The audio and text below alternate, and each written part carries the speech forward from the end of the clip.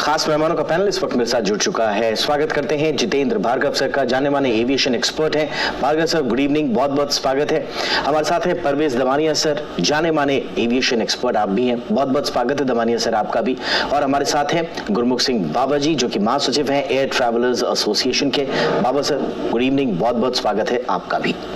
Bhargava sir, चर्चा आपसे ही, और एज यूजुअल जैसे मैं पूछता ही हूँ, ये क्या हुआ और रिकवरी लग रहा है सर कि मुमकिन हो पाएगी अभी? देखिए, कठिन है अगर आप देखें जितनी जानकारी पब्लिक डोमेन में है, क्योंकि स्पाइस जेट का इतिहास आप पिछले 2-3 हफ्ते का मत देखिए, आप पिछले 4 साल देखिए इसके ऊपर में। स्पाइस जेट एक समय 14-15% डोमेस्टिक मार्केट शेयर होता था उसका, उसके बाद ये निरंतर गिरता गया। और यस सर, बिल्कुल। स्पाइस जेट देखिए बहुत सारे फॉल आए, बहुत सारे फॉल से सर्वाइव भी किया है, बट एज दे से can Ajay Singh be the king again, ये एक बहुत बड़ा सवाल है। लेकिन जितने एफर्ट्स उन्होंने किए हैं, और एब्सोल्युटली सर, यस सर, और जितने एफर्ट्स उन्होंने किए हैं उसका अभी कुछ पूरा इंफ्रास्ट्रक्चर अगर 100 प्लेन के लिए बनाया है for example, and if you fly 25 planes, it is definitely not going to survive. देखिए, because you have paid for infrastructure for 100 aircrafts, you have got the manpower, space, rents, everything. And suddenly if your fleet utilization is going to be 25%, or whatever they've fallen to, that is a sure sign. Correct. That is a definitely sign कि भाई अगर aircrafts हवा में नहीं है, बिल्कुल, aircrafts are not flying, aircrafts on ground, the fleet utilization fall. देखिए भार्गव साहब, मैं सर आऊंगा आपके पास में, थोड़ा सा ओपनिंग रिमार्क के लिए गुरमुख सर के पास भी चला जाता हूँ। गुरमुख सर, अब देखिए ये बड़ी एक अजीब सी विचित्र पहेली है, और अक्सर इस तरह के जब कंज्यूमर ओरिएंटेड शोज होते हैं, हम हमेशा कंज्यूमर से के एंगल से ही सवाल पूछते थे, लेकिन हमें बड़ा मजबूर होना पड़ रहा है और ये पहेली समझ में नहीं आ रही है, ये भारतीय एविएशन को हुआ क्या है। अच्छा, कमाल की बात ये है कि जितनी एयरलाइंस जो है बैठी हैं, वो एक ऐसे समय में बैठी हैं जब उनसे ये लीस्ट एक्सपेक्टेड था। ऐसा लग रहा है कि सब कुछ ठीक ठाक चल रहा है बाहर से, और अचानक से स्थितियां खराब होने लग जाती हैं और स्थितियां वापस पटरी पर आती नहीं। ये बड़ी विचित्र। अब ऐसे में सर, आपको क्या लगता है, एक कंज्यूमर होने के नाते, एक ट्रैवलर होने के नाते आपकी फ्लाइट क्या है? आप क्या एक्सपेक्ट कर रहे हैं? कहां से इंटरवेंशन हो, कैसे रेस्क्यू किया जाए सर आम मुसाफिर को? दीपक जी, सबसे पहले हमेशा मैं बोलता हूं कि आपने एयर ट्रैवलर्स की आवाज को बुलंद कर रखा है और हमेशा हम बुलंद करते रहेंगे। शुक्रिया आपका। Thank you sir. Spice to go, जब ट्रैवल में से स्पाइस निकल जाएगा, जैसे खाने में से स्पाइस निकल जाता है, स्पाइस टू गो अगर हम देखें तो हमारा बोट ट्रैवल का पर्पस ही मीनिंगलेस हो जाएगा। तो इसलिए जो टर्बुलेंस आ रही है, जो हार्डशिप पैसेंजर्स को मिल रही है, this is going to be very bad. और आपने बताया कि सैलरीज नहीं है स्टाफ के लिए, कैंसलेशंस हो रही हैं, और एक टर्म यूज करी, no payment for parking.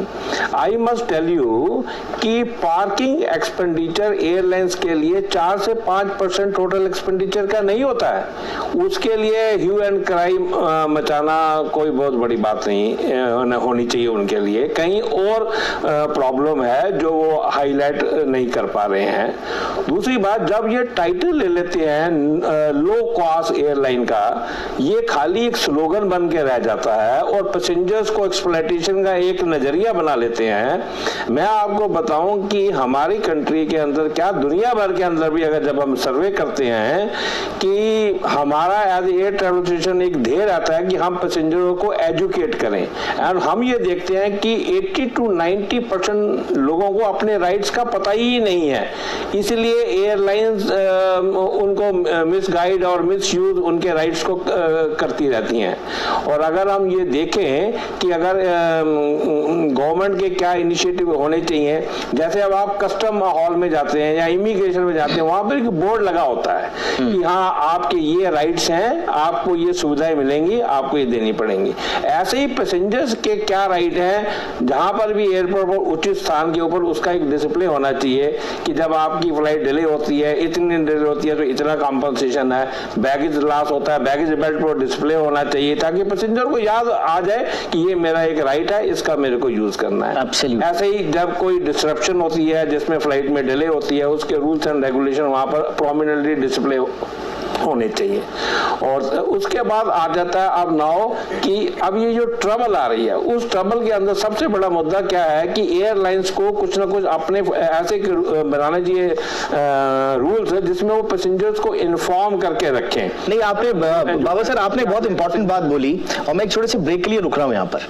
Break के उस पार जो गुरमुख सर ने बड़ी महत्वपूर्ण बात बोली। देखिए, कहा जाता ना आपदा में अवसर। अब ये आपदा तो नई नहीं है, पुरानी है भारतीय एविएशन इंडस्ट्री की, और मुझे नहीं लगता कि इतने लंबे समय तक इतने सारे एक्सपीरियंसेस ऐसी आपदाओं के पैसेंजर्स में दुनिया में किसी ने झेले होंगे, और रेगुलेटर ने झेले होंगे और एयरलाइंस ने झेले होंगे। लेकिन क्या वजह है कि आज तक क्राइसिस एटिकेट्स तक फिक्स नहीं हो पाए। हम कंज्यूमर्स को, यात्रियों को ये तक नहीं बता पाते हैं समय से कि फ्लाइट डिले होने वाली है या कैंसिल होने वाली है या आपको बोर्डिंग से रोक दिया जाएगा। इतने सारा इतिहास भरा पड़ा है, कुछ सीख तो लेते, सुधार छोड़िए, कुछ सीख तो लेती एयरलाइंस कंपनियां। ये एक बड़ा सवाल है, सवाल के साथ भी लौटेंगे और कुछ बातों पर चर्चा छोटे से ब्रेक के बाद।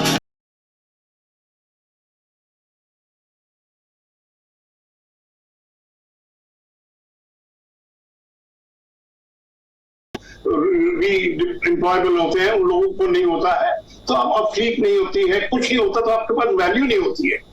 तो एक टाइम सोचना पड़ेगा। DGCA can perhaps take the initiative and say, look, this is your roadmap for this 3-month period, 6-month period.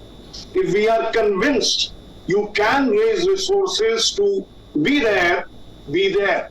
But if you cannot do it, start exploring.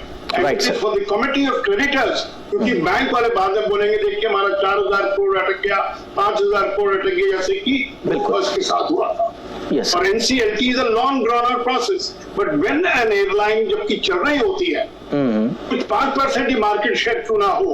नहीं, पर DGCA के पास अब ये मौका आएगा या नहीं आएगा सर? बड़ा सवाल तो यही है। अब इंडिगो और एयर इंडिया के साथ अब आगे, अब ये तो प्रश्न नहीं उठेंगे।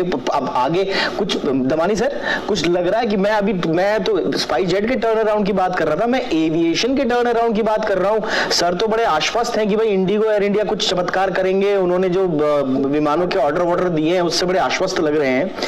लेकिन ऐसे चल पाएगी एविएशन इंडस्ट्री सर? नहीं, देखिए, aviation industry in India is growing very very well. Growth chart is extremely positive. Load factors are very, very good. And the India is sort of leading the world map in aviation right now. इसलिए आप जरा भी वो tension मत लीजिए कि will aviation get affected? India, no. An individual company can be affected, but the growth potential of India and the growth story of Indian aviation is in the very, very positive trend.